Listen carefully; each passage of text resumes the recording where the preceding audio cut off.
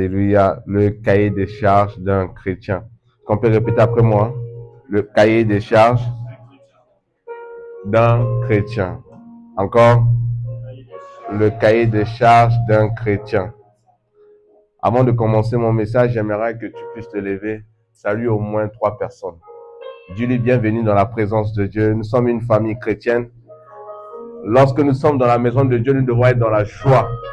Tu dois être dans la joie, le fait de voir ton frère, ta soeur venir dans la présence de Dieu. Alléluia. Si tu n'es pas dans la joie, lorsque tu vois ton frère, c'est que tu es un sorcier. Alors, si tu vois ton frère, dis-lui bienvenue dans la présence de Dieu. Je suis content de te voir. Amen. Amen. Vous pouvez vous asseoir.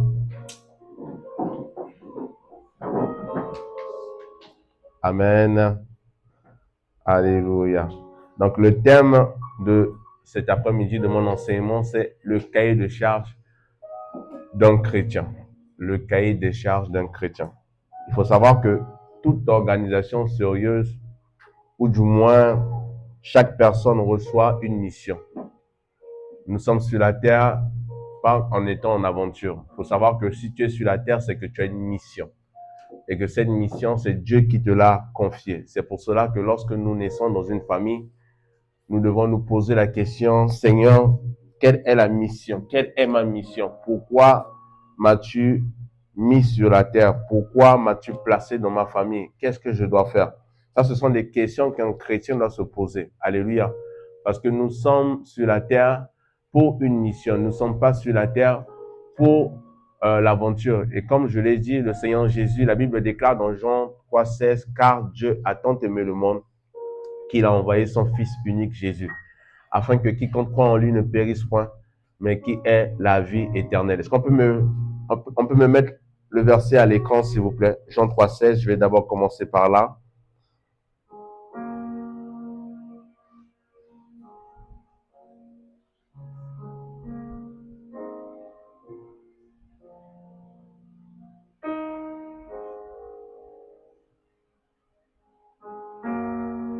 Amen. Celui qui trouve peut lire, en attendant que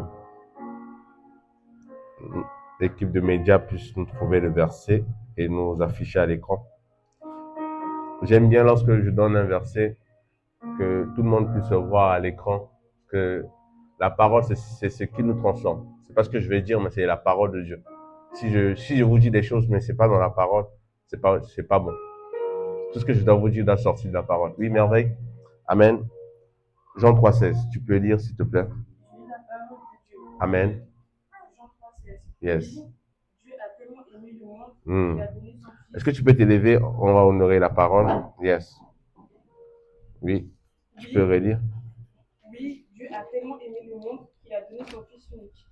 Ainsi, tous ceux qui croient en lui ne perdront pas leur don de Dieu, mais ils vivront avec lui pour toujours. Amen. Vous pouvez vous asseoir.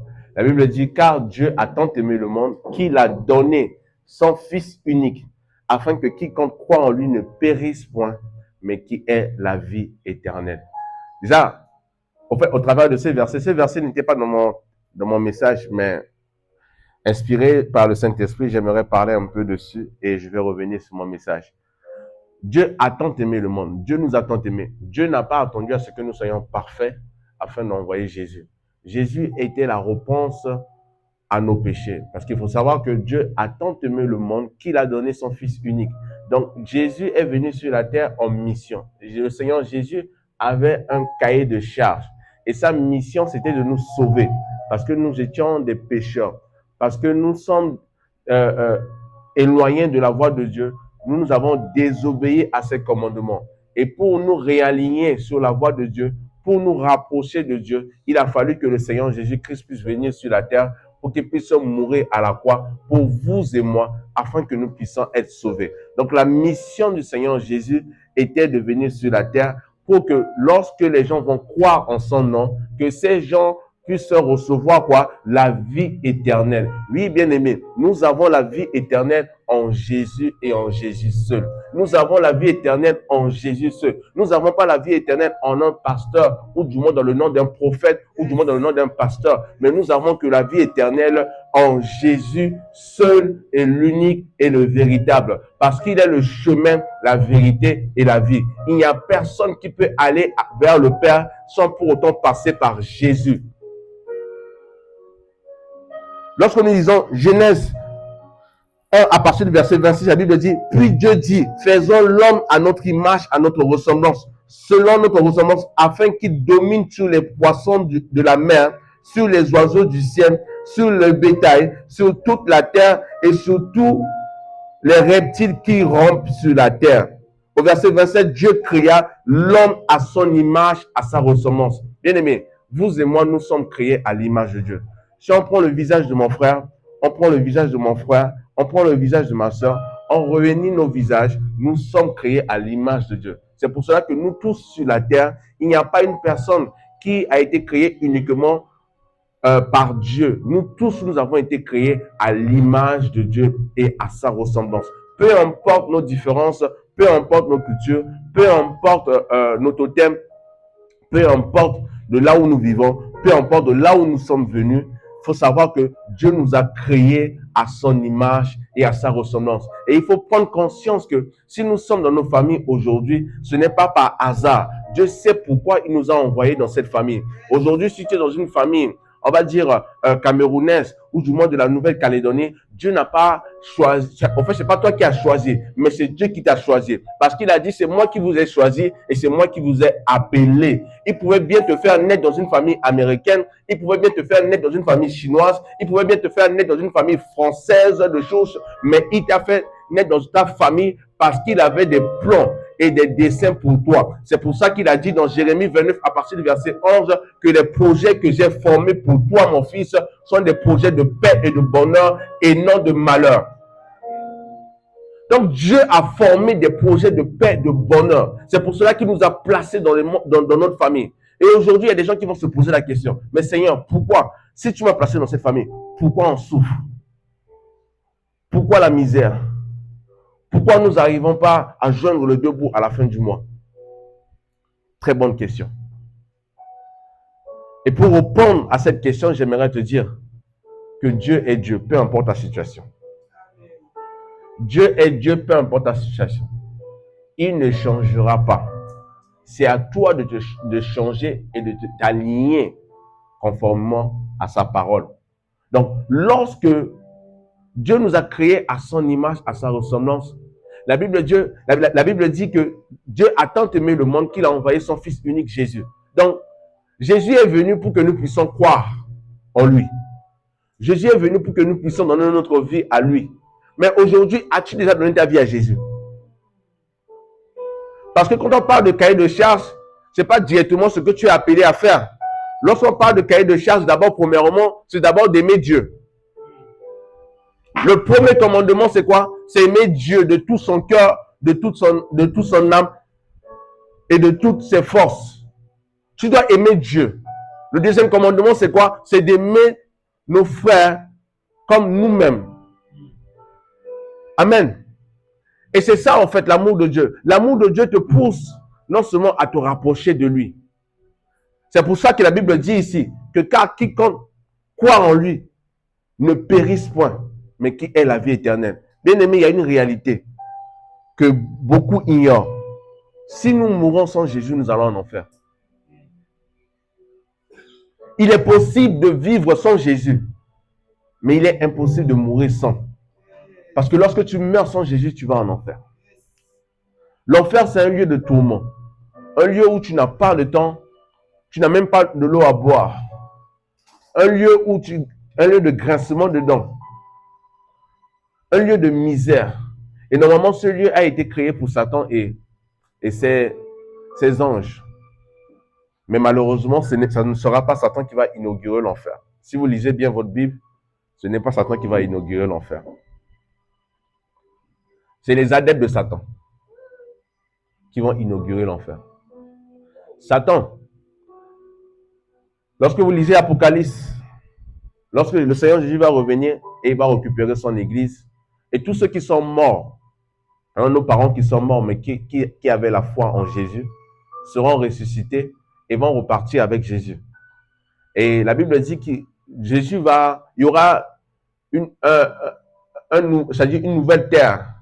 Et ils vont vivre avec Jésus pendant 1000 ans. Et pendant les 1000 ans là, Satan sera enchaîné. Satan sera enchaîné. Donc, tous ceux qui vont vivre pendant 1000 ans avec Christ, quand Jésus va revenir, ils vont vivre dans une paix terrible.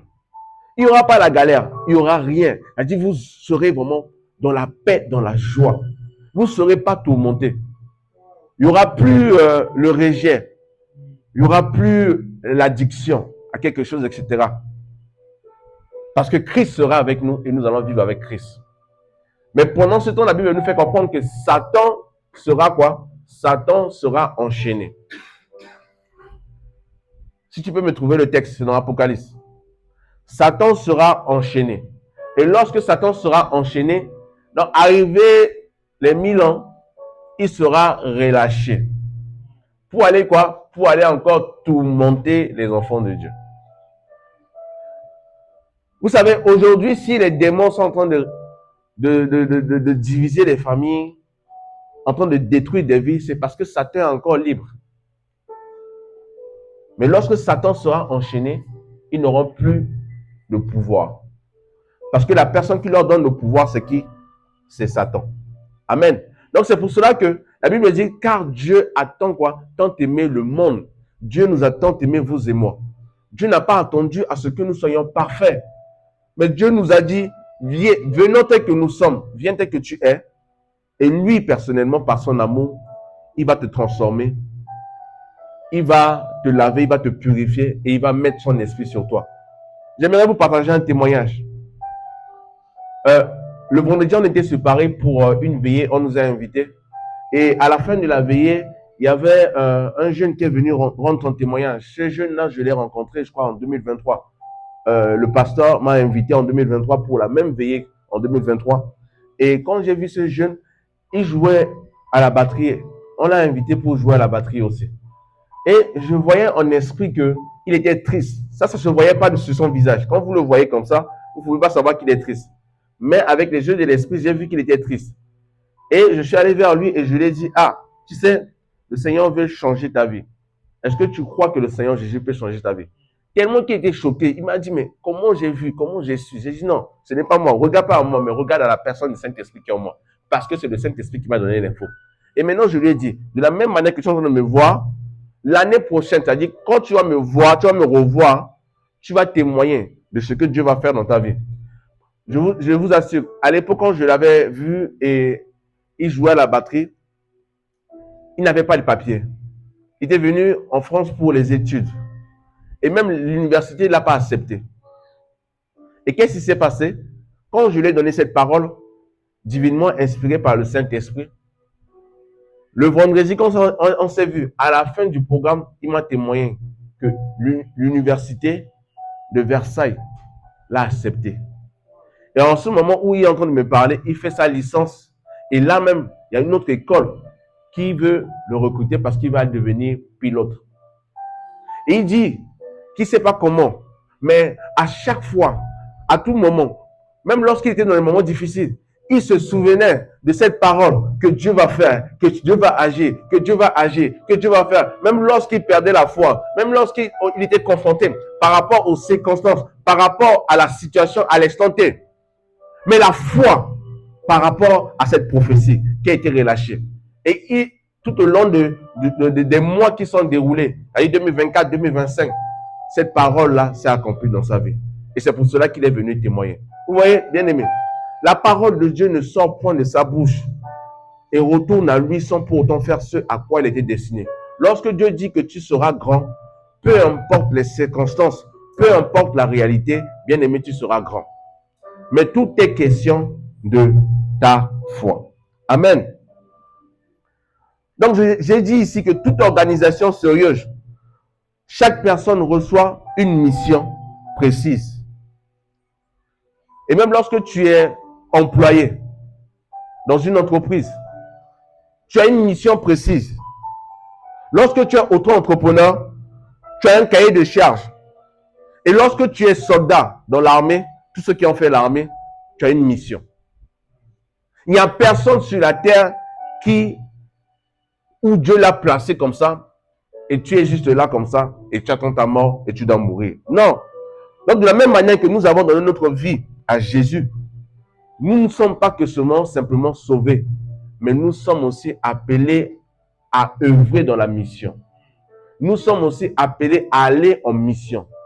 Et cet après-midi, je vais vous parler des cahiers de charges d'un chrétien.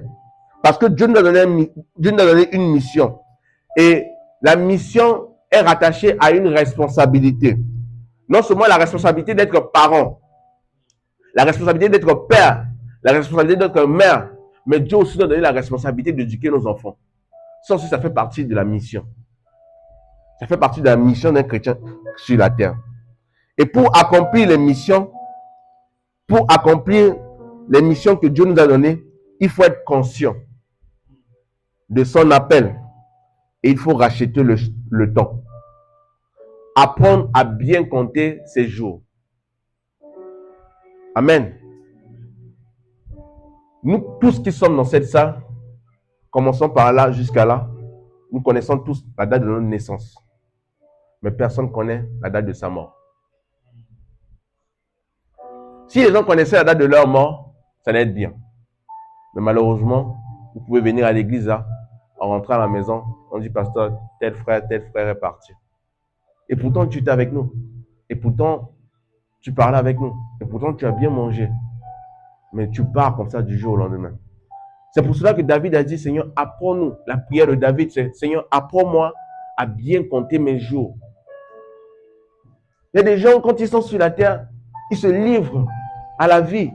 Ils se livrent à la convoitise de leurs yeux. Tu fais tout ce qui te passe à la tête, tout ce que tu veux, tout ce que ton cœur désire. Mais est-ce que tu es conscient que tes minutes sont en train de se décompter?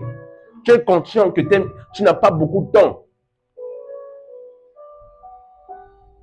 Les chrétiens prêchent, Jésus revient bientôt. C'est vrai, ce n'est pas un slogan. Il y a des gens qui disent que non, depuis que je suis né, on m'a toujours dit que Jésus revient bientôt. Là, j'ai 31 ans, là, j'ai 32 ans, là, j'ai 35 ans, là, j'ai 29 ans. Il n'est toujours pas là. Oui, Jésus n'est toujours pas là, mais ton temps est en train de partir. Ton temps est en train de passer. Donc, une définition de ce que c'est un cahier de charges. Il faut savoir qu'un cahier de charges, c'est l'ensemble des responsabilités, des commandements et de la mission que Dieu confie à ses enfants. Donc, chaque enfant de Dieu a une mission. Et la question est de se poser, connaissons-nous ce que Dieu attend de nous? Tu vas te poser la question, qu'est-ce que Dieu attend de moi? Qu'est-ce que Dieu attend de moi? Seigneur, tu m'as placé dans cette famille, mais qu'est-ce que tu attends de moi? Est-ce que tu veux que je puisse évangéliser mes frères? Est-ce que tu veux que je puisse parler de toi? En dehors du fait que nous travaillons dans une entreprise, en dehors du fait que tu joues au foot, en dehors du fait que tu fais une autre activité externe, en dehors de la parole de Dieu, il faut savoir que tu es appelé à parler de Jésus. Et ça, c'est la mission de tout le monde. Ce n'est pas que la mission du pasteur. Il y a des gens qui disent que l'évangélisation, ce n'est pas leur histoire. Non, l'évangélisation, c'est le travers, c'est l'affaire de tout le monde. Nous tous, que ce soit nous les pasteurs, que ce soit les personnes normales. Amen. Qu'est-ce que Dieu attend de nous? Premièrement, Dieu veut que nous puissions l'aimer de tout notre cœur. Matthieu 22 à partir du verset 37. Le premier devoir du chrétien n'est pas de prêcher, de chanter ou de le servir, mais c'est d'abord d'aimer Dieu. Parce qu'il y a des gens qui peuvent prêcher, comme je suis en train de le faire. Il y a des gens qui peuvent louer Dieu. Il y a des gens qui peuvent le servir, mais ils n'aiment pas Dieu. Si on ouvre vos cœurs, vous savez, la réalité est là. La seule personne qui peut savoir ce qui est dans nos cœurs, c'est le Saint-Esprit. Il y a des gens qui louent le Seigneur, qui chantent, qui peuvent même jouer la guitare, qui peuvent même jouer au piano, qui peuvent même servir à l'église, venir mettre les chaises, tout ça, mais ils n'aiment pas Dieu. si on regarde au plus profond de leur cœur, ils n'ont aucun amour pour Dieu. Parce que l'amour pour Dieu se manifeste par quoi? Par l'obéissance. L'amour pour Dieu se manifeste par quoi? Par la prière. Lorsque tu te dis que tu aimes Dieu, tu dois obéir à ce qu'il te dit de faire. Lorsque tu te dis que tu aimes Dieu, tu dois obéir. Tu dois aimer la prière. Tu dois aimer méditer sa parole. Il y a des gens, ils ont du mal à méditer la parole de Dieu. C'est normal, parce que si tu as du mal à méditer la parole de Dieu, c'est que tu n'aimes pas Dieu. Si tu as du mal à être avec ta femme, à lui parler, à passer du temps avec elle, c'est que tu l'aimes pas. C'est que ta femme est juste un objet.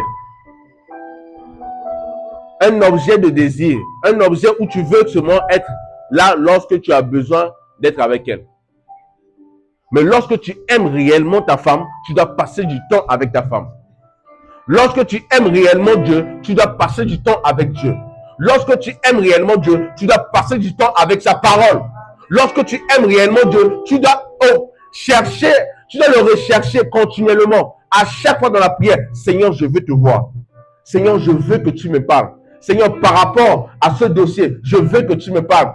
Par rapport à cette situation, je veux que tu me parles. Par rapport à mon avenir, je veux que tu me parles. Par rapport à la femme que je dois épouser, je veux que tu me parles. Par rapport à ce projet de voyage, je veux que tu me parles.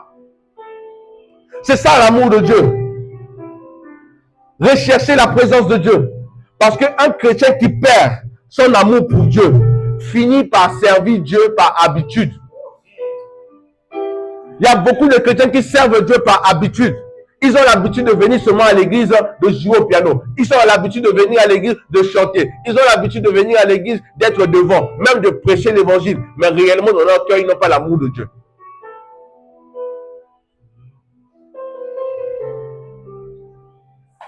Parce que la motivation même de servir Dieu doit découdre de l'amour que tu as pour lui. Mais si tu n'as pas l'amour pour Dieu, ne le sers pas. Parce que si tu le sers, c'est une condamnation pour toi.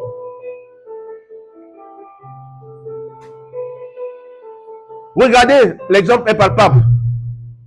Saul était roi. Mais Saul, il aimait être roi. Mais en réalité, il n'a pas l'amour de Dieu. Parce qu'il a désobéi à la voix de Dieu. C'est parce qu'il a désobéi à la voix de Dieu que Dieu l'a rejeté et Dieu a placé son regard sur David. La Bible dit de David, l'homme selon le cœur de Dieu. Est-ce que Dieu peut te regarder du haut de là où il se trouve et dire que, ah, celui-là c'est mon fils. Je sais qu'il m'aime. Je sais en fait, il m'aime. Il est attentif à ma parole. Il aime ce que je fais. Il aime l'œuvre que j'ai manifestée à la croix. Il manifeste l'amour pour moi. C'est ça, bien-aimé. Nous devons réaliser que aimer Dieu, c'est notre priorité. Tu peux ne pas servir Dieu, mais si tu aimes Dieu, c'est ta priorité. Amen. Parce que ce qui va rester, ce n'est pas les dons. Je peux prophétiser sur les gens. Je peux donner des paroles de connaissance. Je peux orienter des vies là. Mais ce n'est pas la priorité si je n'aime pas Dieu. Si l'amour de Dieu n'est pas en moi, je suis un faux pasteur. Si une personne vous prêche l'évangile, mais vous voyez que la personne ne manifeste pas l'amour de Dieu, ou du moins la personne n'aime pas Dieu, c'est un faux. Et c'est comme ça qu'il faut discerner les faux pasteurs et les faux prophètes. Deuxièmement, après avoir aimé Dieu de tout notre cœur, nous devons vivre dans la sainteté. Parce que l'amour te pousse à te consacrer à Dieu. Dans 1 Pierre 1, à partir du verset 15 à 16, est-ce qu'on peut nous afficher ça? 1 Pierre 1, à partir du verset... D'abord, Matthieu 22, 37, que j'ai donné là. S'il y a des gens qui trouvent ça, peut nous lire comme ça pour aider celui qui est aux médias. On va avancer là. Matthieu 22, 37. La Bible dit, Jésus lui répondit, tu aimeras le Seigneur, ton Dieu, de tout ton cœur, de toute ton âme et de toute ta pensée. C'est ça, le premier commandement. C'est d'aimer Dieu de tout son cœur, de toute son âme et de toute sa pensée. Lorsque tu n'aimes pas Dieu dans ces 3 dimensions, c'est que l'amour de Dieu réellement n'est pas en toi. Première dimension, c'est d'aimer Dieu de tout son cœur. Là où est ton cœur, c'est là où est ton trésor. Là où est ton cœur, c'est là où est ton trésor. Quelqu'un qui tue ton cœur, t'a déjà tué. Là où est ton cœur, c'est là où il y a le sang. Quelqu'un qui touche le cœur, tu meurs tout de suite. Donc, aimer Dieu de tout son cœur, de toute son âme et de toute sa pensée. Maintenant, 1 Pierre 1 à partir du verset 15 à 16. Vivre dans la sainteté. Parce qu'il faut savoir que Dieu appelle chaque croyant à refléter son caractère. Et le caractère de Christ ici, c'est quoi? C'est la sainteté. Le Saint-Esprit, il a un esprit de sainteté. 1 Pierre 1, verset 15. Je dis verset 15 à 16. La Bible dit, mais puisque celui qui vous a quoi? Appelé.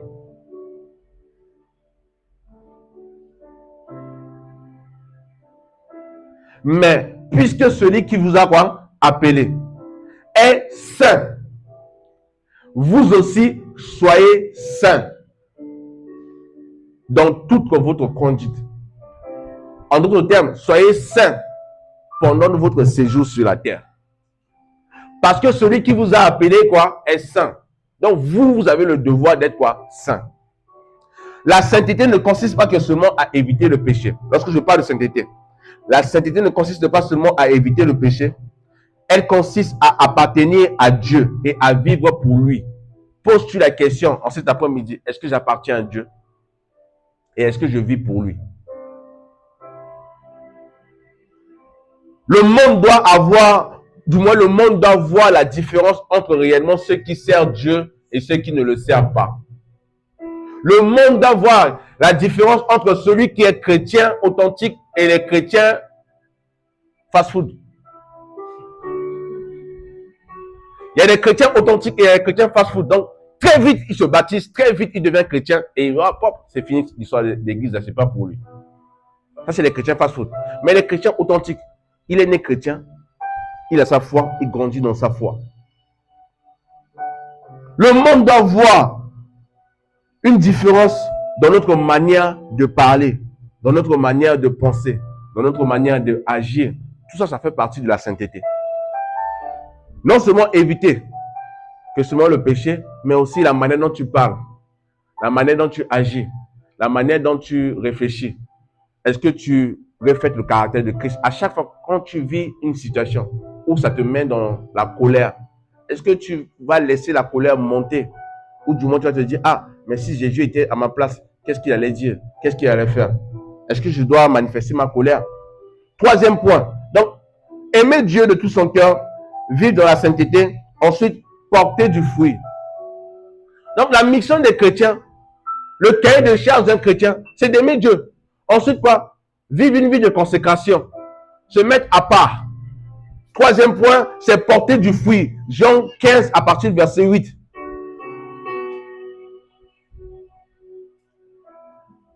Jean 15 à partir du verset 8.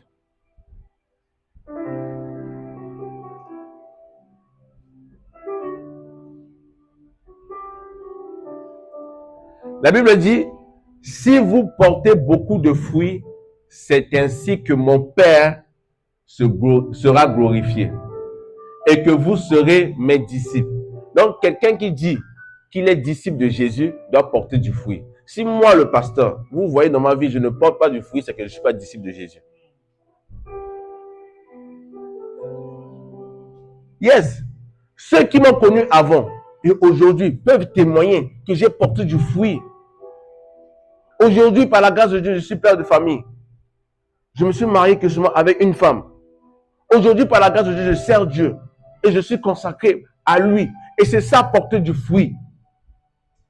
Parce que lorsque Jésus va venir sur la terre, il va te demander, mais je t'ai donné des talents, je t'ai donné des dons, je t'ai donné la capacité de chanter, la capacité de jouer au piano, je t'ai donné la sagesse, l'intelligence pour faire des inventions. Mais qu'as-tu fait de tous ces talents? Qu'as-tu fait de ton intelligence? Qu'est-ce que tu as eu à faire avec?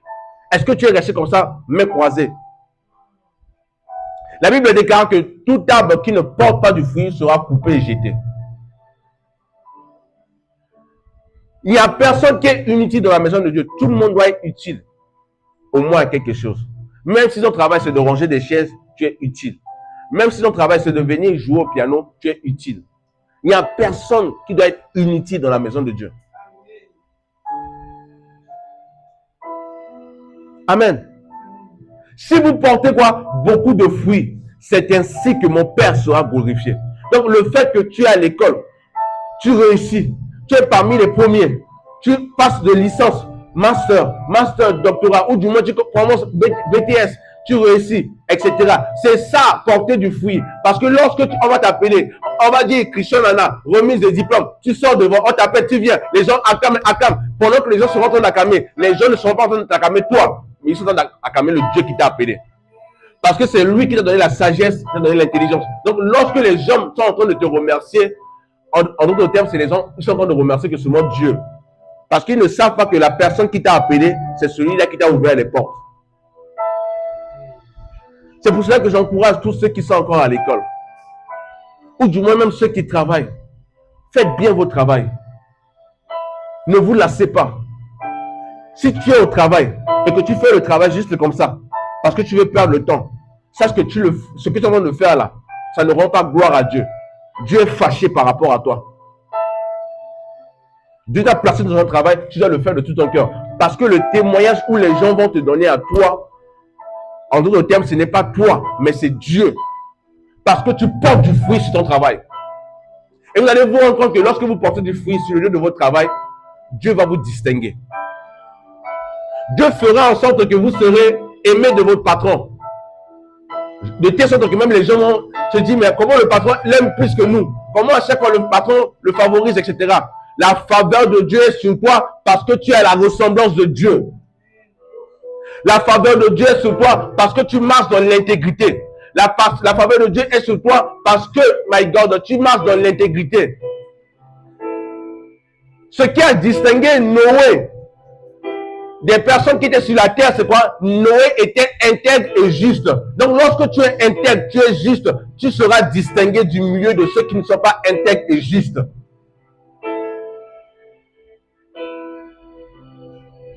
Lorsqu'il y a eu la rébellion dans le ciel et que Archange Michel et ses anges sont venus pour se battre avec le diable. Mais je pense que ce qui s'est passé dans le ciel là, si on peut imaginer un peu, c'est plus que la guerre mondiale. Imaginez des êtres spirituels forts. Je vous emmène dans une dimension pour que vous allez voir un peu. Et pendant que je serai en train d'enseigner, vous allez voir l'image dans votre esprit. Imaginez, la Bible dit que lorsque Jésus était mort et que la femme là, elle s'est mise à courir pour aller au tombeau de Jésus pour voir si Jésus était encore là-bas dans le tombeau. La Bible dit quoi? Il y a un ange qui est descendu. Et lorsque l'ange est descendu sur la terre, c'est comme s'il y avait un tremblement de terre. D'abord, avant qu'il puisse descendre, il y avait l'éclair, le tonnerre. Ensuite, il y a quoi? Un tremblement de terre. Et donc, les gardes qui étaient là, ceux qui gardaient le tombeau de Jésus, ils ont fait un saut plongeant. Et ils se sont, c'est comme s'ils étaient des morts vivants. Pour ne pas que l'ange puisse les toucher. Ils voyaient l'ange passer, mais ils faisaient comme ça, comme s'ils étaient morts. Ils n'ont même pas bougé. Bon, imaginez un ange comme ça qui descend sur la terre. Et ce qui s'est passé dans le ciel. C'était le combat des titans. C'était un combat vraiment spirituel. Et ce qui fait ma joie dans ce combat, c'est quoi? C'est que lorsque Satan a voulu détrôner Dieu, Dieu n'a même pas bougé de son siège. Satan n'a même pas pu arriver là où était Dieu. Pourquoi? Parce qu'il y avait que seulement Archange Michel et toute sa délégation qui se sont occupés de lui. Bien aimé, il y a des anges puissants. À eux seuls, ils peuvent terrasser toute une nation. Donc, lorsque Archange Michel a commencé, parce que l'intégrité se trouve non seulement en nous, mais aussi les anges aussi sont intègres. Parce que les anges obéissent à la voix de Dieu. Ils n'obéissent pas à d'autres voix que la voix de Dieu. Donc, lorsque Satan a commencé à se rebeller avec toute sa délégation, c'était des anges aussi, mais ils sont devenus des anges déchus. Archange Michel et d'autres anges. Parce que là, on nous a parlé que seulement, quand vous lisez la Bible fait mention de l'archange Michel et d'autres anges. On n'a pas cité les noms. Mais il faut savoir qu'il n'y a pas que archange Michel comme guérien. Il y en a plusieurs. Et donc, ce sont eux qui ont chassé le diable, qui ont combattu le diable et qui l'ont précipité sur la terre. Pendant ce temps, Dieu était là. Il les voyait faire. Parce que Dieu ne pouvait pas, il ne pouvait pas intervenir. Parce que c'est comme si il y a une guerre là en France et Macron vient sur le terrain, il prend l'arme et il combat. Impossible. Macron n'a pas besoin de descendre sur le terrain. Il y a toute une... Elle dit, même en France ici, il y a plusieurs types de militaires. Il y a l'armée de l'air, l'armée de terre. Il y a les policiers. Il y a les GIGN. Il y a les bagues ou les brides, un truc comme ça là. Il y a plusieurs types de militaires. Donc, imaginez dans le ciel. Dieu n'a pas besoin de descendre sur la terre. Donald Trump n'a pas besoin de prendre une arme pour aller combattre. Vous voyez? Et tout ça là, ça s'est passé parce qu'il y avait eu la corruption. Et aujourd'hui, le diable, parce qu'on l'a chassé du ciel, il est descendu avec une sainte colère. Pourquoi? Parce que Dieu vous a créé, vous et moi, à son image. Le diable nous hait. Le diable te hait, mon frère. Le diable te hait, ma soeur. Pourquoi? Parce que tu as été créé à l'image de Dieu. C'est pour cela que qu'est-ce qu'il va faire?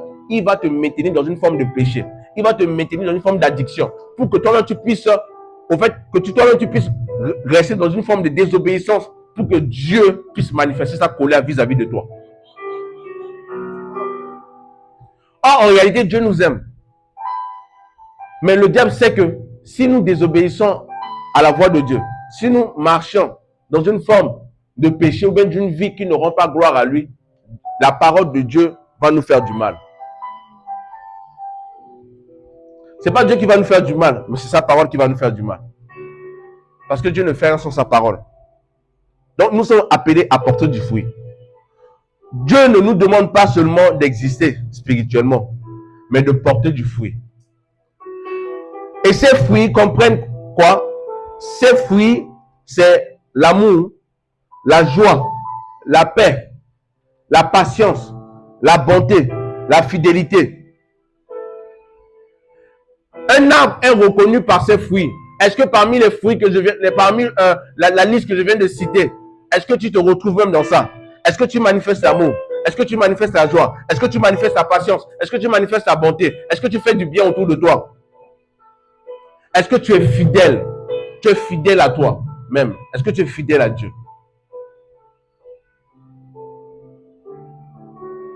C'est ça, apporter du fruit. Et il y a beaucoup de personnes qui vont rester juste à ce niveau.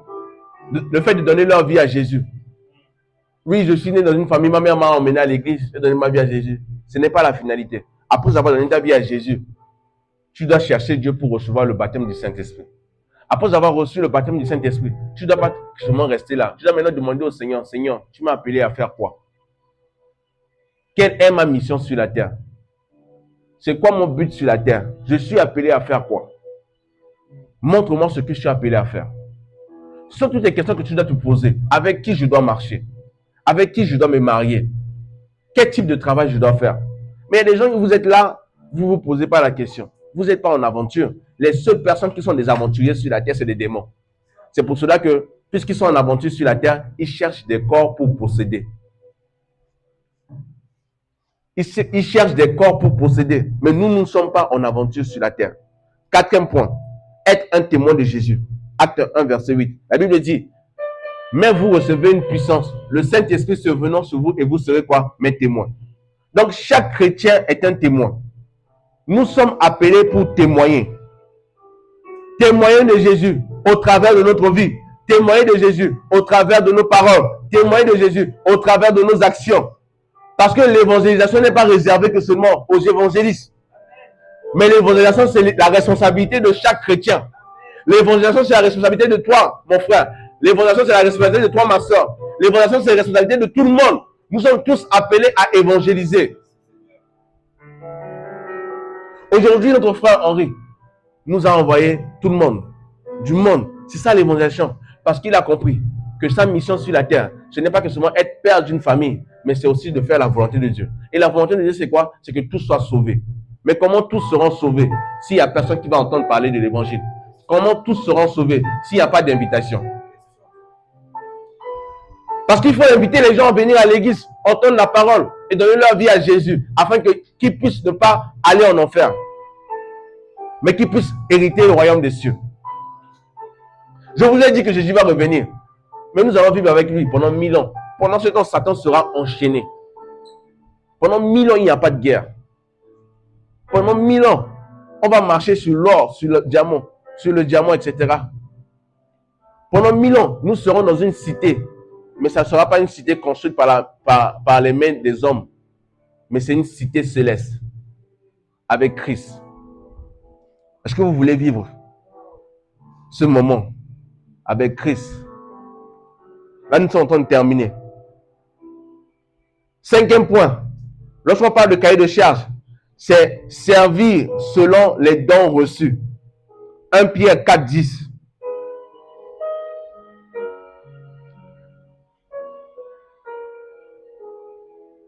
« 1 Pierre 4, 10.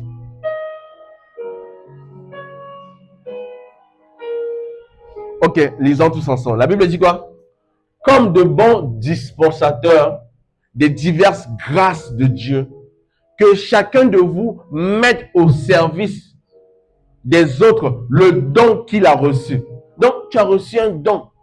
Tu sais jouer à la guitare, mais ne garde pas ça pour toi. Mets-le au service des autres, en venant à l'église et en servant Dieu à l'église.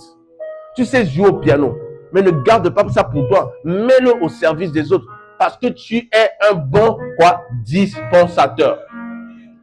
Quelqu'un qui ne met pas ses dons au service des autres n'est pas un bon dispensateur. Que chacun mette quoi? Ses dons. Donc, Dieu nous a donné des dons à chacun. Certains, Dieu les a appelés à enseigner. D'autres, Dieu les a appelés à évangéliser. D'autres, Dieu les a appelés à encourager les gens.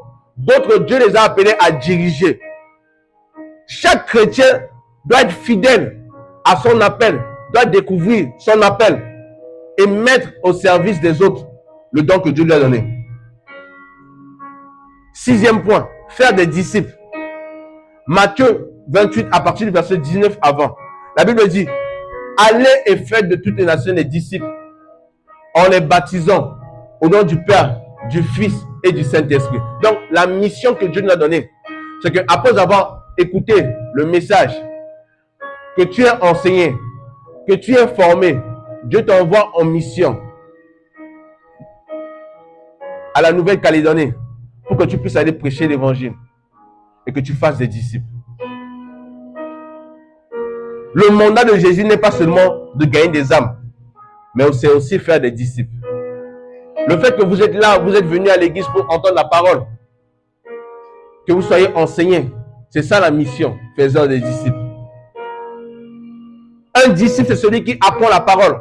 Un disciple, c'est celui qui aime la parole. C'est celui qui aime venir à l'église. C'est celui qui aime écouter la parole. Quelqu'un qui ne vient pas à l'église, ou on te force pour venir à l'église, tu n'es pas disciple de Jésus. Parce qu'arrivé un moment, tu dois quitter le niveau d'un bébé spirituel pour que tu puisses devenir un enfant mature. Parce que la maturité te pousse à te laver, à te réveiller le matin, à quitter ton lit pour venir à l'église seul. Parce que tu n'as pas besoin à ce qu'on puisse t'inviter pour venir à l'église. C'est ça la maturité. C'est pour cela que Dieu ne peut pas donner des responsabilités. On ne donne pas une responsabilité à un enfant. Si moi-même je n'étais pas mature, Dieu ne pouvait pas me donner la responsabilité de l'église CRN. L'église CRN, si moi-même je ne suis pas un pasteur mature, je vais être là à l'église à 15h. Or, l'église commence à 14h. Mais lorsque tu es mature, tu sais que tu as des responsabilités. Et parce que tu sais que tu as des responsabilités, tu dois être à l'heure. Même avant l'heure. Donc, un disciple apprend la parole de Dieu. Un disciple obéit à Christ. Un disciple forme d'autres disciples Donc tu es formé à être disciple pour former d'autres disciples. Tu es sauvé pour sauver. Je suis sauvé pour vous sauver. Je suis sauvé pour prêcher l'évangile. Je suis sauvé pour sauver les membres de ma famille. Je ne veux pas que lorsque je serai au ciel, je vais me retourner comme ça. Je vois les membres de ma famille en enfer. Ça, c'est un échec. Toi-même, tu es sauvé. Tu es devant Dieu. Tu te retournes. Il faut savoir que l'histoire de Lazare et l'homme riche. Lazare est mort, pauvre. Il est allé au ciel. L'homme riche est mort. Il est allé en enfer. Mais l'histoire nous montre que de l'enfer, c'est-à-dire de là où il était, c'est comme s'il voyait Lazare. Donc, quand vous lisez ce texte-là, ce texte nous fait comprendre que tu peux être au ciel et avoir l'œil en enfer. Voir ceux qui sont dans le lieu de tourment. Mais eux là-bas, ils ne peuvent pas venir vers toi. Et toi ici, tu ne peux pas venir vers eux là-bas. Tu ne peux pas aller vers eux. Si Dieu ne te permet pas. Donc, ça sera vraiment critique. Que toi-même tu es sauvé. Que moi je suis sauvé. J'arrive devant Dieu. Et je me retourne. Je ne vois pas ma femme. Je ne vois pas mon fils. Je ne vois pas ma mère. Je ne vois pas mon père. Mais tu vas pleurer. Et le Seigneur va te dire, mais pendant que tu étais sur la terre, est-ce que tu as pris le temps de leur parler de moi? Pendant que tu étais sur la terre, est-ce que tu as pris le temps de prier pour eux? Pendant que tu étais sur la terre, est-ce que tu avais pris le temps de les recommander entre ma main? Parce que le succès du chrétien ne se mesure pas seulement à ce qu'il reçoit de Dieu, mais aussi à ce qu'il transmet aux autres. Et le dernier point, c'est accomplir l'appel particulier de Dieu. Éphésiens 2 à partir du verset 10. On va terminer là.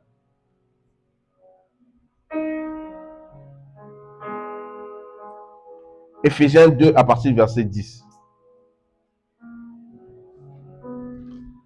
Est-ce que le volume est bon?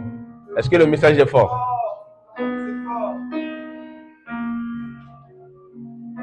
Yes. On lit ce texte-là et après je vais vous donner juste des versets, vous pourrez lire à la maison. Éphésiens 2 à partir du verset 10. C'est bon? La Bible dit, car nous sommes son ouvrage, ayant été créés quoi? En Jésus-Christ. Donc vous et moi, nous sommes créés en Jésus-Christ. Pourquoi? Des bonnes œuvres que Dieu a préparées d'avance, afin que nous quoi? Nous les pratiquons. Donc, vous êtes sur la terre pas par hasard. Vous êtes sur la terre parce que Dieu a préparé des bonnes œuvres afin que vous puissiez les pratiquer. Heureux ceux qui placent en l'Éternel leur confiance. Ils trouvent dans leur cœur des chemins tout tracés. C'est pour cela que ici, il y a des œuvres qui ont été déjà préparées pour vous et moi. Dieu t'appelle à être footballeur, mais toi tu préfères être médecin. Il y a beaucoup de gens comme ça. Dieu t'appelle à être militaire, mais toi tu préfères être logisticien. Tu vas rentrer dans ce domaine, ça va marcher, mais ce n'est pas la volonté de Dieu. Et beaucoup de chrétiens se trouvent comme ça. Là, il y a beaucoup de chrétiens qui sont dans des domaines où eux-mêmes, ils vont se dire, je me sens mieux là-bas. Mais ce n'est pas parce que tu te sens mieux là-bas que c'est la volonté de Dieu. C'est pour cela que tu peux être là-bas et poser la question, Seigneur, est-ce que c'est là où tu m'as appelé? Bien-aimés, nous devons apprendre à bien compter nos jours. Psaume 90 à partir du verset 12, la Bible dit, enseigne-nous à bien compter nos jours afin que nous puissions appliquer notre cœur à la sagesse. Nous devons appliquer notre cœur à la sagesse. Faire le bon choix. Éviter de gaspiller notre temps. Chercher Dieu. Aimer Dieu. Aimer sa famille. Servir les autres. Accomplir la mission de Dieu. Nous devons vivre en ayant conscience que nous allons partir un jour. Et il y a un verset que je cherche, je vais vous montrer. La Bible dit dans Éphésiens 5 à partir du verset 15 à 16. Prenez donc garde de vous conduire avec circonception, non comme des insensés, mais comme des sages. Rachetez le temps, car les jours sont mauvais. Rachetez le temps. Rachetez le temps. Dieu nous appelle à utiliser chaque opportunité pour accomplir sa volonté. Jacques 4, à partir du verset 14. Vous qui ne savez pas ce qui vous arrivera demain, car qu'est-ce que votre vie? Vous êtes une vapeur qui paraît pour un peu de temps et ensuite disparaît. Nous sommes tous comme une vapeur. Nous existons pour un temps et nous allons disparaître. Moi-même qui vous enseigne, je suis appelé à partir. Je ne sais pas, peut-être c'est mon dernier message.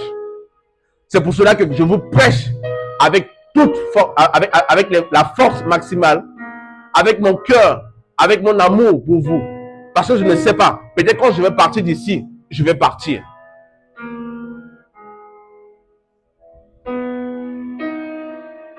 J'ai déjà dit à ma famille de faire le deuil de mon départ. Parce que moi, je suis un missionnaire. Je suis appelé à gagner la nation, ou du moins le monde à Christ. Mais je peux être martyrisé. Je peux aller prêcher l'évangile quelque part et on me tue. Parce que j'ai prêché l'évangile. Parce que, en fait, je suis allé dans une dimension où je sais que ma vie, quand on parle de prêcher l'évangile, que je peux partir à tout moment. Je suis conscient que je peux partir à tout moment. Et ça, même ma femme le sait. À chaque fois, je lui dis, moi, je peux être là. Demain, je ne peux pas être là. Mais vous devez continuer la course. Nous devons continuer la course. Amen. Ecclésiaste 3, verset 1. Il y a un temps pour tout. Un temps pour rigoler. Un temps pour s'amuser. Un temps pour pleurer. Et un temps pour mourir. Un temps où tu vas t'amuser. Tu vas aller jouer au foot. Tu es là. Tu joues. Tu fais ton truc, etc. Tu joues, etc. Tu joues à la guitare. Tu joues au piano, etc. Mais un temps, tu vas mourir. Mais est-ce que quand tu vas mourir là, tu auras toujours la foi? Ecclésiaste 3 à partir du verset 1. Nous devons avoir la sagesse, parce que la sagesse consiste à discerner les saisons et les périodes. Là, on n'a pas le temps, mais la prochaine fois, je vais enseigner dessus. Les saisons, comment discerner les saisons? Comment tu dois discerner les saisons? Comment tu dois savoir, Seigneur, à quel moment, quel temps qui me reste? Il y a des gens, il leur reste que seulement 72 heures. Il y a des gens, il leur reste que seulement 24 heures, mais ils ne savent pas. Il y a des gens, il leur reste quoi? 48 mois. Il y a des gens, il leur reste 72 mois. Mais ils ne savent pas. Pourquoi? Parce qu'ils n'ont pas la sagesse de demander à Dieu, Seigneur, apprends-moi à bien compter mes jours. Amen. Est-ce qu'on peut se lever?